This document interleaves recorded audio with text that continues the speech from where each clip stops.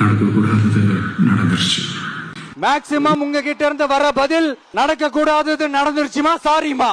விஜய் என்ற ஒரு கூத்தாடி பையனை போய் பார்க்க வேண்டும் என்று முண்டி அடித்துக் கொண்டு 39 உயிர்கள், 9 பச்சிலம் குழந்தைகளுடைய உயிர்கள், அவருடைய முகங்களை பார்த்தால் அவ்வளவு வேதனையாக இருக்கின்றது. ரோட்டில் வந்து காசுக்காக கூத்தாடக்கூடிய ஒரு கூத்தாடி பையனை தலைவனாக எடுத்துக்கொண்டு அவனை போய் நான் பார்க்க போறேன் என்று இருக்கின்றார்களே, அவனை போய் பார்த்தா அவனுக்கு சோறு கிடைத்து விடுமா, உனக்கு சொத்து கிடைத்து விடுமா, வாழ்நாளுடைய லட்சியம் நிறைவேறி விடுமா? அவன் என்ன செய்யறான்? 39 உயிர்கள் பலியாகி இருக்கின்றது. எவனை பார்க்கிறதற்கு அவர்கள் வந்தார்கள், அவன் ஓட்டம் எடுத்து விட்டான், அவன் ஓடி போய்விட்டான், அவன் தலைமறைவாகி விட்டான். அவர்களுக்கு ஆறுதல் சொல்ல கூட அவன் வந்து அந்த இடத்துல களத்தில் வரவில்லை என்றால் அப்ப இவன் அவன் தலைவனா?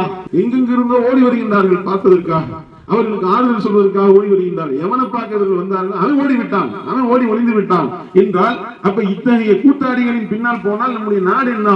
இந்த மாதிரியான ஒரு கலிசடை கூட்டத்தை நாம தயார் செய்து இவர்களை வைத்து நாம என்ன செய்ய முடியும்? என்னுடைய தலைவனை பார்க்க போறேன்னு கரண்ட் கம்பியில தூங்குறான், கரண்ட் அடிச்சு செத்தால் எவன்டா பொறுப்பு? உன் தலைவனா வந்து நிப்பான்? வரப்போறது கிடையாது.